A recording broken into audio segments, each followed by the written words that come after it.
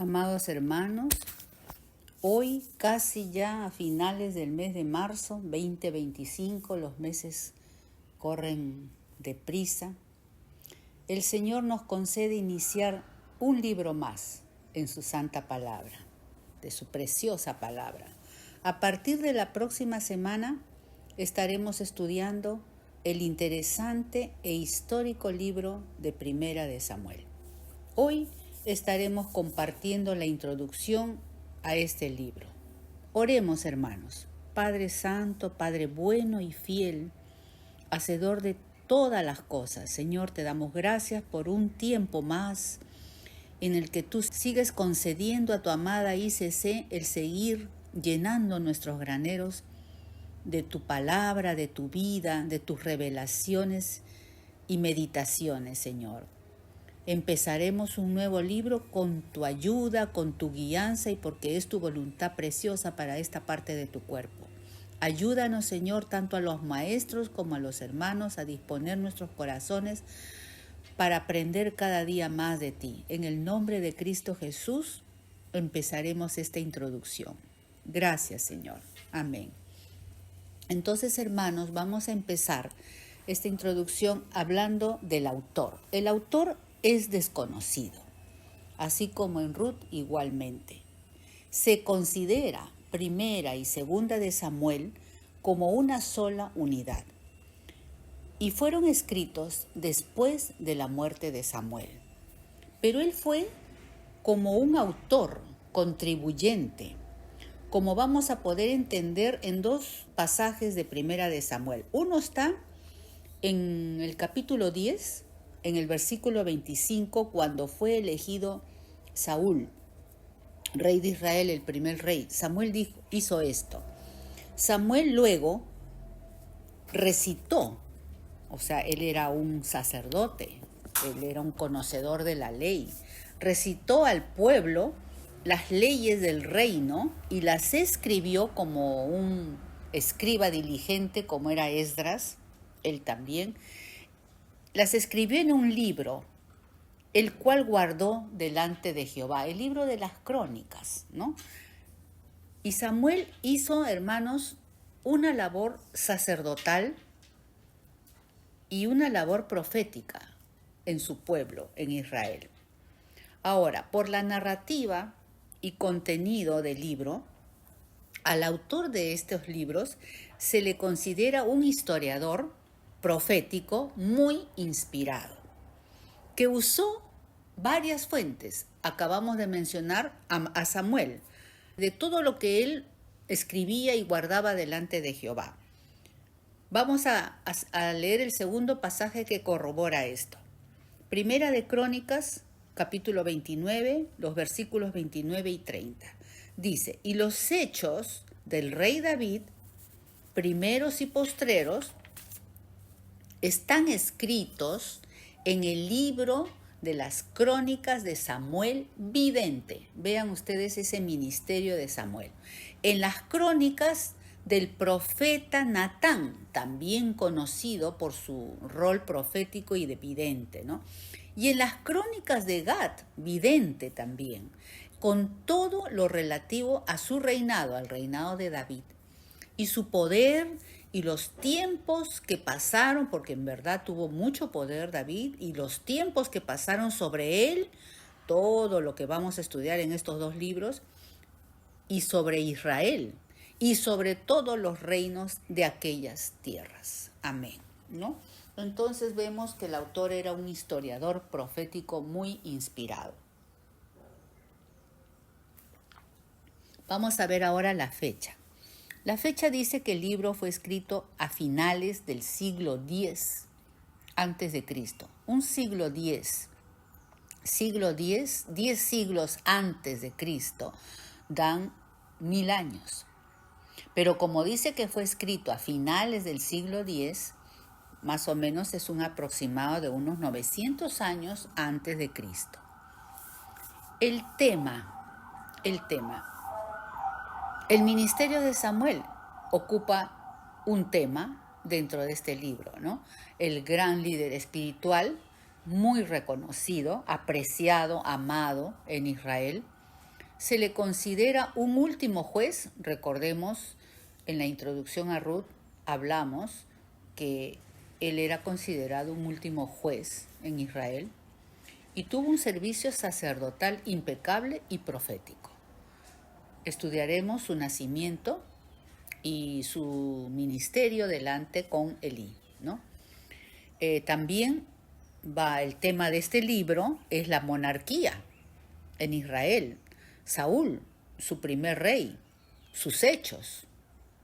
También los principios de David, siendo un simple pastorcillo, antes de ser proclamado rey y sus hechos, ¿no? Entonces, se cubren varios temas. Este es el tercer punto. Y ahora el cuarto punto y último, el cual es un poco más amplio, porque vamos a desarrollar en esta introducción características dentro de todo el contenido del libro de Primera de Samuel. Vamos a ver la transición de la etapa de los jueces a la institución de la monarquía. Jehová siempre había querido una monarquía teocrática para su pueblo. Era su deseo, ¿no? En la que él fuera el rey de reyes. Pero el pueblo no pensó así y más bien dijeron en Primera de Samuel 8:5, se lo dijeron a Samuel: constitúyenos, porque él era el profeta, él era el sacerdote, él era el juez, constitúyenos un rey que nos juzgue como tienen todas las demás naciones. Siempre el hombre contendiendo con lo divinamente establecido, con los deseos perfectos y voluntad perfecta de Dios para las vidas. Y como siempre, las consecuencias son tristes porque siempre Dios tiene la razón. En el Proverbio 3, en los versículos del 5 al 7, siempre los leemos, pero no nos cansaremos de enfatizar para no caer. Siempre estamos cayendo, hermanos. Fíate, confía, fíate, créele, espera, fíate de Jehová de todo tu corazón y no te apoyes en tu propia prudencia, en tu corazón engañoso, en tu corazón que no es del todo perfecto. El único perfecto es Dios. Poco a poco, este es un camino de santificación. Reconoce al Señor, a Dios, reconócelo en todos tus caminos y Él es el único que va a enderezar nuestras veredas y Él enderezará tus veredas. No seas, ahí está el consejo de Padre, de Dios, de Todopoderoso. Consideremos nuestra posición. Él es Dios y nosotros somos ovejas de su mano. Tenemos que obedecer, reconócelo, no seas sabio en tu propia opinión. Dios siempre tiene la razón, Dios siempre tiene el control. Las consecuencias tristes de no reconocer, de seguir haciendo nuestra voluntad conforme a lo que bien nos parece, como en los jueces, como Saúl, ¿no? Hay tres personajes en el contenido de este Primera de Samuel, que son líderes en Israel, cada uno en su momento. Samuel, juez, profeta, sacerdote. Saúl, primer rey, ungido. Y David. Samuel como juez, ya lo hemos dicho, profeta, sacerdote, dirigió sabiamente a Israel, ya que procuró a lo largo de todo su ministerio un avivamiento en el culto. Venían de la época de los jueces. Cada uno hacía lo que bien le parecía, salvo algunas excepciones de buenos jueces que tuvieron. Pero él quería ese avivamiento del culto en Israel. Su dedicación a Jehová, su sincera dedicación amorosa porque amaba a su pueblo y conocía la ley, dio fruto. Logró un avivamiento. En Primera de Samuel, en el capítulo 7, dice, 7 versículo 4, entonces los hijos de Israel quitaron a los Baales y a Astoret y sirvieron solo a Jehová. Aleluya.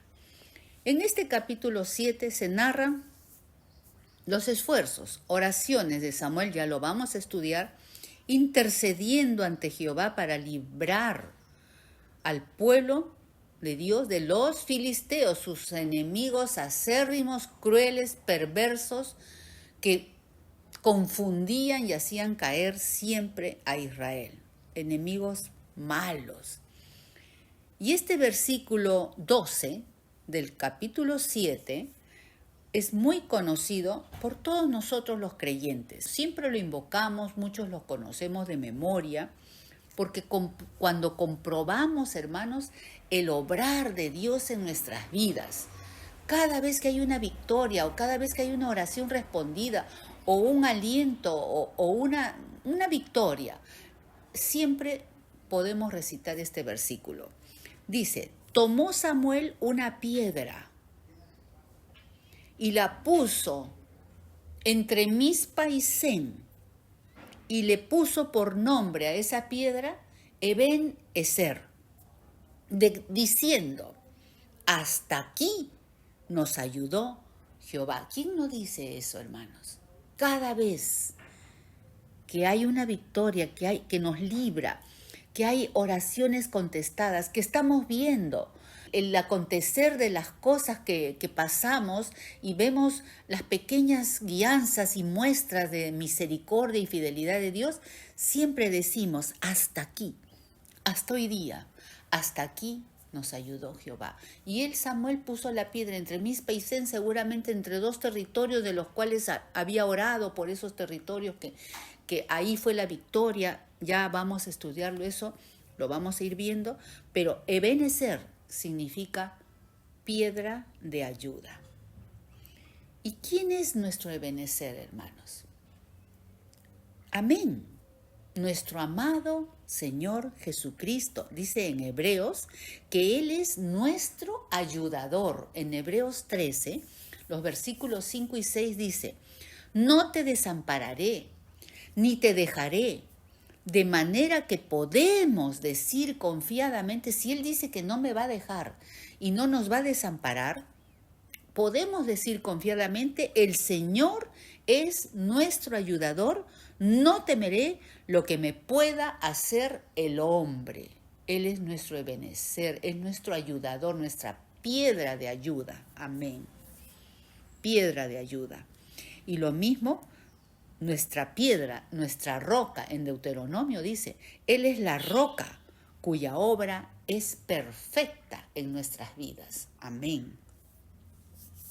Ese fundamento que hace nuestra vida perfecta, sólida, firme, estable, de cimiento estable, preciosa. Amén.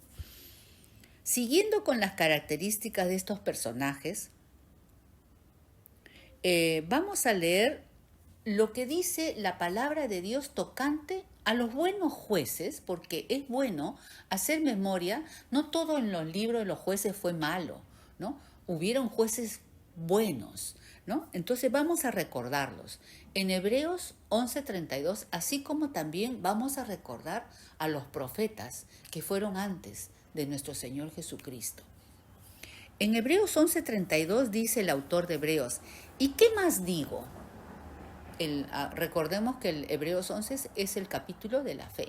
¿Y qué más digo? Porque el tiempo me faltaría contando los hechos, el obrar, la dedicación de Gedeón, juez, de Barak, juez, ayudante de Débora, general de Débora, Sansón, juez, Jefté, juez, así como de Samuel, juez y profeta.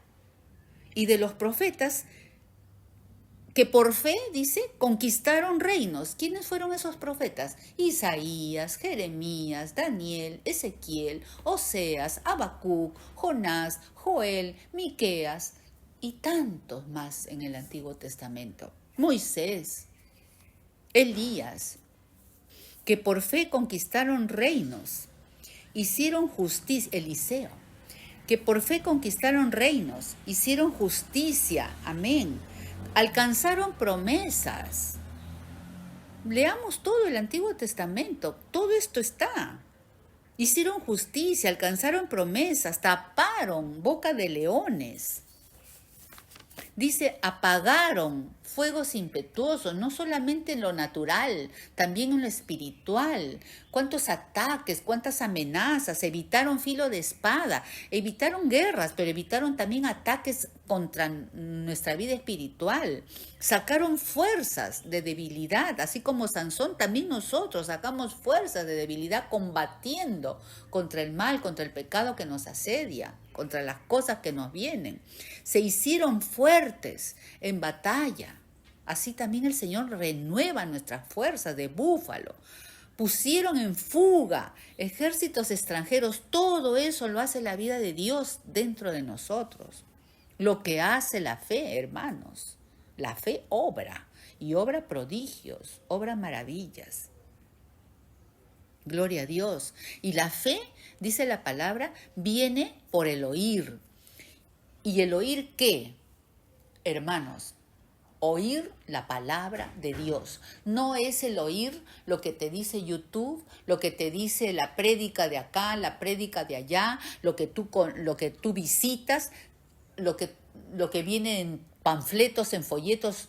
No, es oír la palabra de Dios, porque lo otro podemos caer en seducciones, en fascinaciones, en confusiones que nos van a apartar de la sincera fidelidad a Cristo. Como dice, temo, Pablo decía, temo que vuestros sentidos sean extraviados, nuestros sentidos espirituales que ya están metidos todas nuestras emociones y sentimientos, pero los sentidos espirituales son espirituales y no damos lugar a sentimentalismos, emociones y teorías humanas o que les parece tales y tales doctrinas.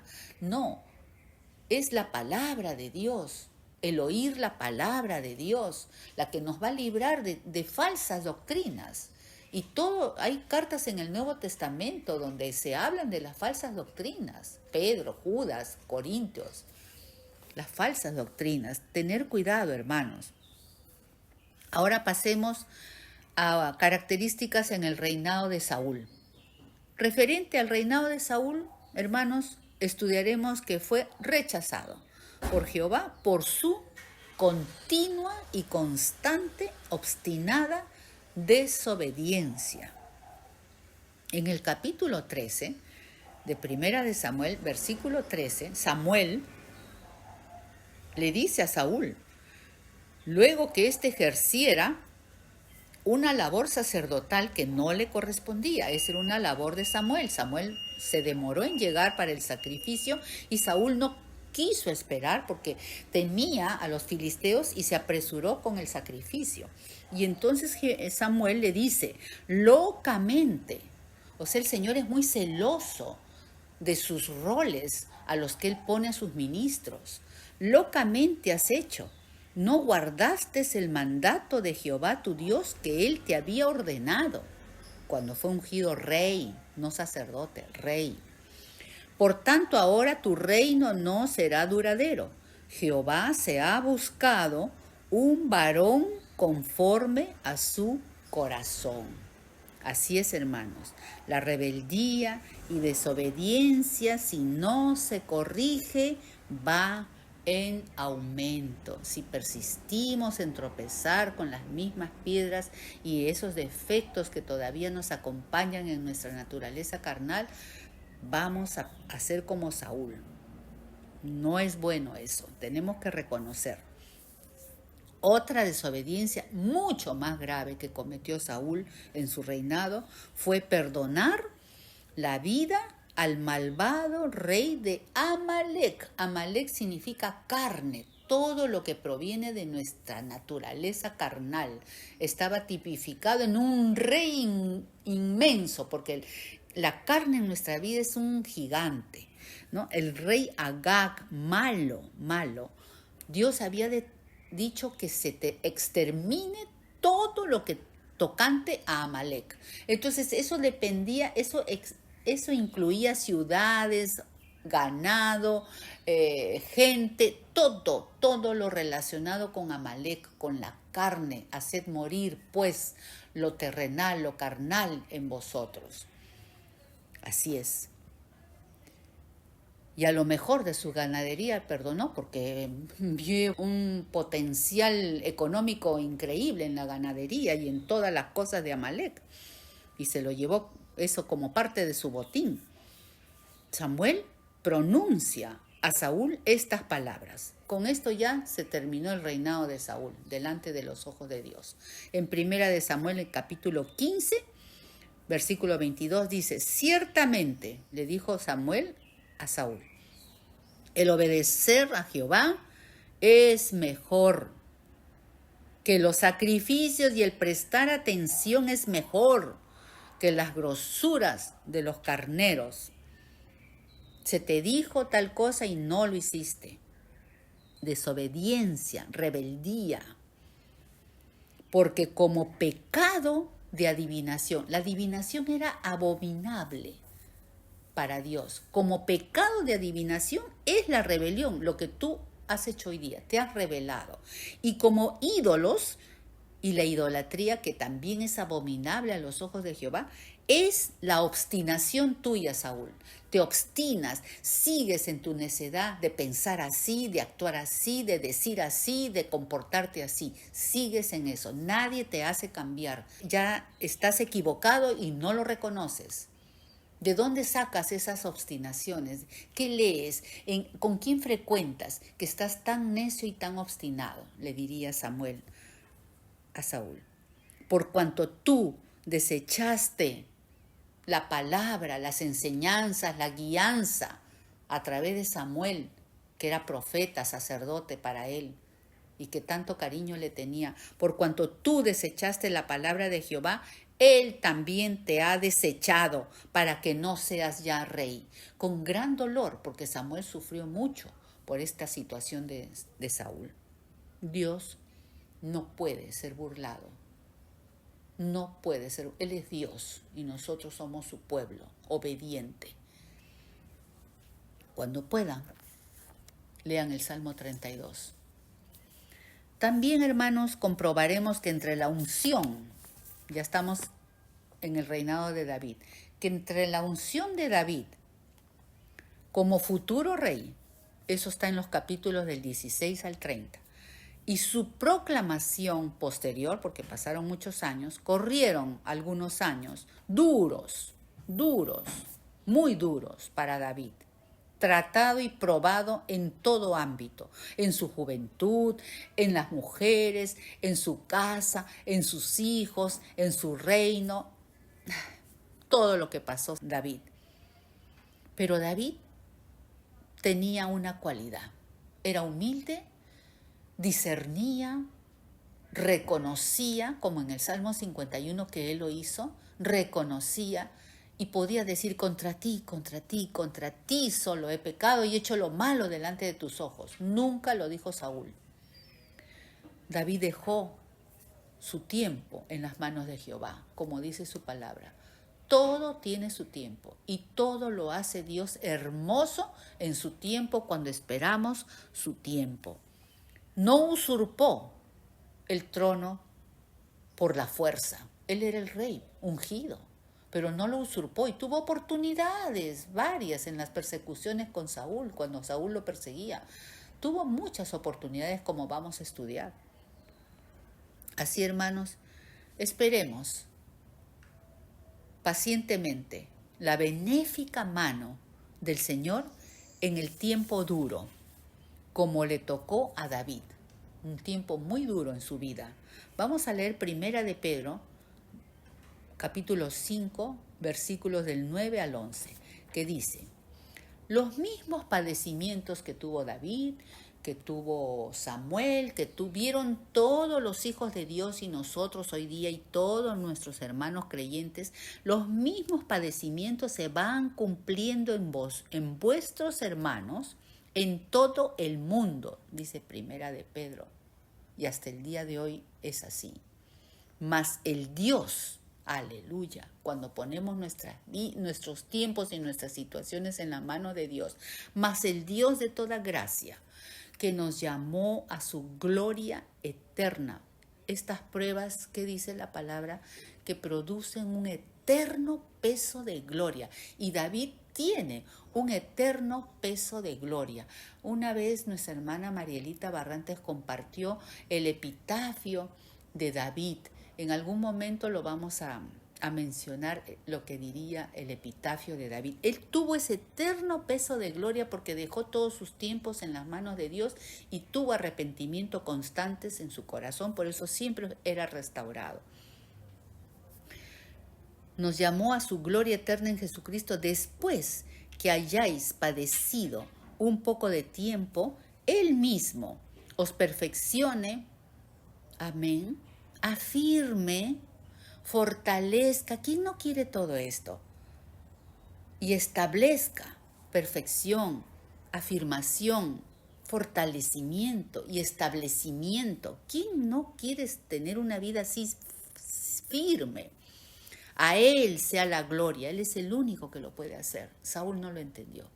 El pueblo no, porque querían rey, un rey que nos juzgue como tienen todos los pueblos, cuando estaban desechando a su rey de reyes. A Él sea la gloria y el imperio por los siglos de los siglos. Amén. Y finalmente, hermanos, vamos a estudiar muchos eventos bíblicos preciosísimos en este libro de Primera de Samuel. Dios hablándole a Samuel cuando era un jovencito. Ahí vamos a verlo en el capítulo 3. Vamos a ver a David y Goliat en el 17. Vamos a ver a David y Jonatán, esa amistad tan preciosa, capítulos 18 al 20. Vamos a ver los celos, temores, ataques emocionales de Saúl respecto a David, sus celos por él, capítulos del 18 al 30. Varios eventos, una persecución constante. Saúl y la adivina de Endor, ya en las postrimerías del libro, ya también en las postrimerías, en la máxima decadencia de Saúl, ya consultando a divinas. Imagínense, hermanos, esa decadencia por escuchar otras cosas. Qué decadencia. Y finalmente vamos a mencionar que en este libro de Primera de Samuel se cumple una figura preciosa del ministerio de Jesús, ya que nos hace ver a través de Samuel y de David ese ministerio profético, sacerdotal y monárquico de nuestro Señor Jesucristo. En el Señor Jesús se cumple el ministerio profético y sacerdotal de Samuel. En nuestro Señor Jesús se cumple la monarquía de David. David, un rey terrenal, finito. En cambio, nuestro Señor Jesucristo, un rey mesiánico prometido desde el principio hasta el final. Es el rey eterno, ¿no? Pero se cumple preciosamente en David, son figuras, David y Samuel, de este ministerio precioso del Señor Jesús, profético, sacerdotal y de rey ungido por Dios Padre. Aleluya. David, pues, lo cumplió a cabalidad. Y siempre se habla de nuestro Señor Jesucristo, que dice, Jesucristo, hijo de David, tantas veces mencionado en los evangelios. Y efectivamente, hijo de David, Jesucristo era descendiente de David. David nació en Belén, en Judá, igual que nuestro Señor Jesucristo.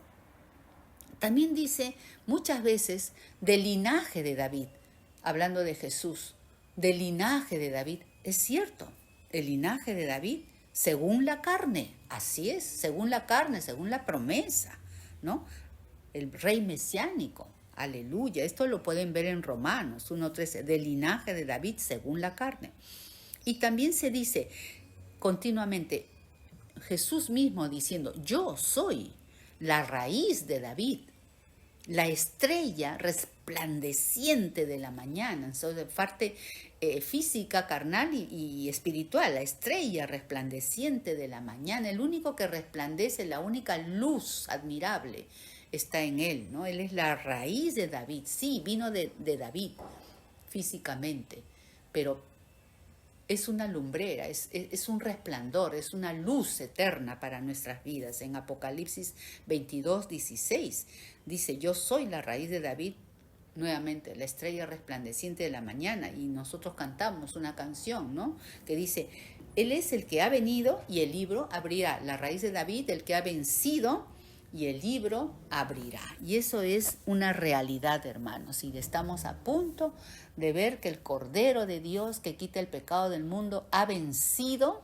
y el libro abrirá y nosotros estaremos ahí como sus hijos que permanecemos y que estaremos en pie hasta su venida. Amados hermanos, hemos concluido esta introducción a 1 Samuel. Los invitamos para que el próximo lunes podamos estudiar juntos el primer capítulo de este libro. Que el Señor los bendiga. Buenas noches.